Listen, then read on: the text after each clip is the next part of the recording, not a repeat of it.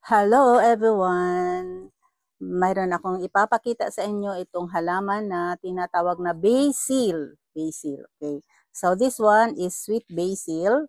Then ito is the lemon basil. And the other one, ito is called Thai basil. Okay, masarap po ito para pang sa foods. Bigay ng aroma, magbigay ng mga nutrients, magdagdag ng nutrients. Okay? So, ipapakita ko sa inyo itong mga halaman na ito. Okay? So, yan po ang aking basil. So, yung nasa taas, yan. Pareho lang din yun dito. Ito. So, ito po ay tinatawag na lemon basil. Masarap siya sa lauoy. Masarap din siya para sa tea. Yan. So that is lemon basil. And sa Bisaya or sa Tagalog is sangig. Ayan. And then, itong isa is, itong mahaba, yan. Ito ay tawag nito is Thai basil. Thai basil. Masarap din siya sa pagkain at sa tea. Yan. And then, itong isa is, ito ang pinakamaganda, itong sweet basil. Oh, yung pusa ay maalingasa. Yan, sweet basil. Yan. My goodness. Okay. So, here are the nutrient contents. 1 is vitamin A. 2, vitamin K. 3, calcium. 4, magnesium. And 5, manganese. Now we go to the health benefits. 1 is anti-inflammatory, 2 antioxidant, and then 3 is good for stress, and then 4 is antibacterial, and then 5 fight virus, 6 oral health, 7 aid digestion, 8 strong immunity, 9. Support liver health.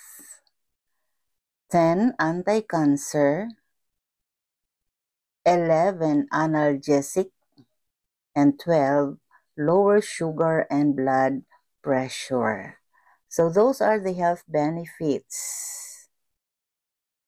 Okay, so ngayon na gagawa ako ng sweet basil juice. And then, maganda po ito sa juice. Sweet basil juice. Pwede rin pong sweet basil tea.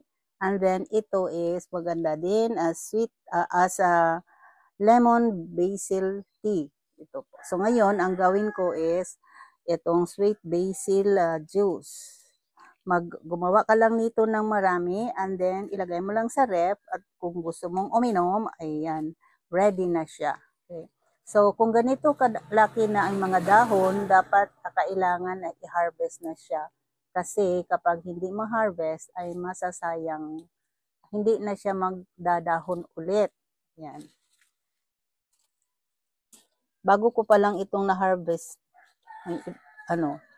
na naman, nagdadahon. Kasi pag kinukunan mo, pag malaki na yung dahon, kukunin nyo na. Ganyan. Kapag hindi makukuha, hindi din siya makapagdahon ng marami, mang bago. Hindi pa ko umiinom ng juice na yung mga tang, yung mga gano'n.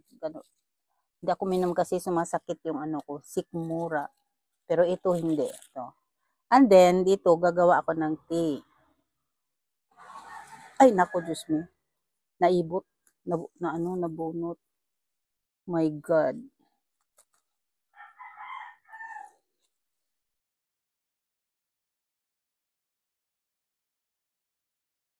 Okay, so pasok na tayo sa loob. Okay, so ngayon, ako ng mainit na tubig. Kasi kapag tea, kailangan dapat mainit ang tubig. Yung masyadong mainit na mainit.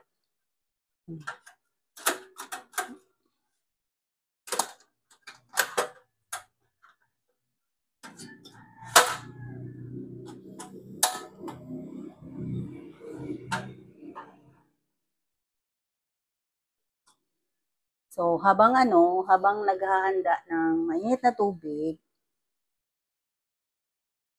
Hugasan ko po itong para tea. Yung tea, pwedeng siya lang. Pwede rin lagyan ng lemon or calamansi.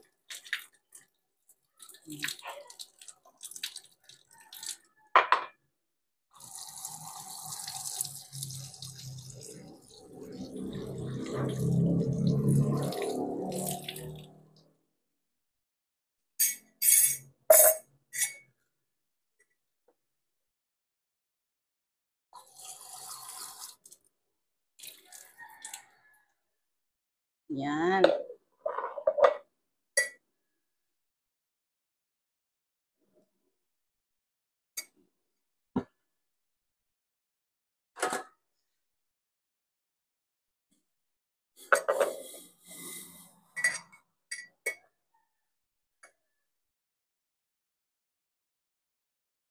Iano mo siya, stay for 5 minutes or 3 minutes para lang parang masuk siya ng masyado. Yan. Tapos, ito. Masarap po siya. So, kahit anong sugar gamitin nyo or lemon, mas maganda, lemon, brown sugar or refined sugar, mas maganda kung honey. Okay. Pero wala naman akong honey dito. Yan. So, ang gagamitin ko lang is, ito ready to drink na siya. Alam nyo ba na itong lemon basil is matamis? Yes, matamis po siya. Kaya nga yung lauoy, hindi na kailangang lagyan ng vitsin or magic sarap kasi nagbigay siya ng tamis sa gulay. Yan. Yan. Tapos, lagyan ng mamaya na kukunin yan kasi wala pang 5 minutes. Lagyan ng kalamansi. Ito malaking kalamansi po ito. Nasa inyo na po kung ilang kalamansi ang ilagay niyo. Or masarap din kung lemon ang ilagay niyo. Yan. Tapos lagyan lang ng sugar. It's either refined, brown, or mas maganda kung mayroon kayong honey.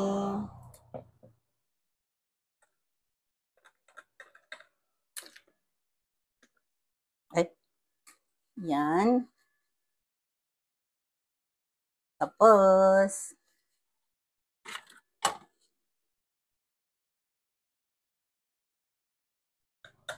ito ready to drink na po siya.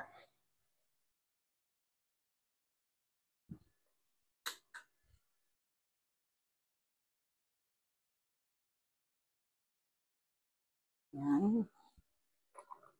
So, this one is ready to drink. So, hot tea. Ayan. Mas maganda kung tapos kumain kasi tumutulong po ito sa sa pag-digest pag-process ng food. Ayan. And then, magaan ang tiyan. Mas maganda ito kaysa soft drinks, kaysa juice na na yung mga commercial mga juice. Masarap siya. Ito din, masarap din ito pag lang. Ganito lang ang pagkagawa.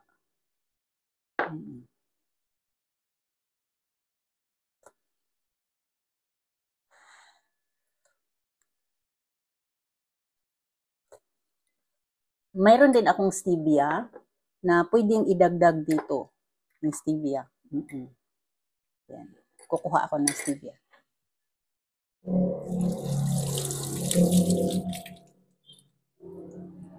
Ito po ang stevia. Yan. Stevia.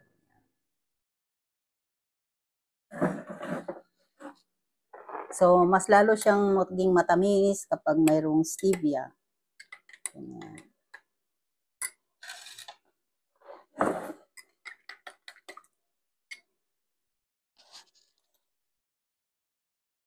Matamis siya. And then, maganda kapag uminom tayo nito bago matulog. Kasi pag mga ganito, mga basils, maganda siya bago matulog. pag umaga naman, pwede rin. Ayan, matamis na. So, ito, ready na rin. So, kunin na lang natin itong mga dahon. Dito natin ilagay ang dahon ng basil. So, dahil marami akong dahon ng basil, ayan, dinamihan ko na. Ang sarap. Masarap naman sa pagmainit.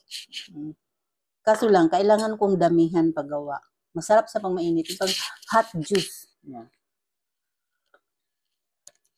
Sarap. Masarap din sa pagmalamig. Parang ano ba yan? Lime. Yung, ano ba yun? Yung soft drinks noong panahon. Yan yung taste. Okay? Palamigin. Pagkatapos lumamig, ilagay sa ref.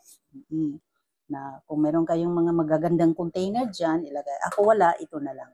Ayan, ilagay na siya sa ref pag malamig na. So, pwedeng, inom-inom lang sa gusto ko. Ayan. So, ito, inumin agad. Okay, so hanggang dito na lang po. Maraming salamat sa panunood. Thank you very much. Bye-bye.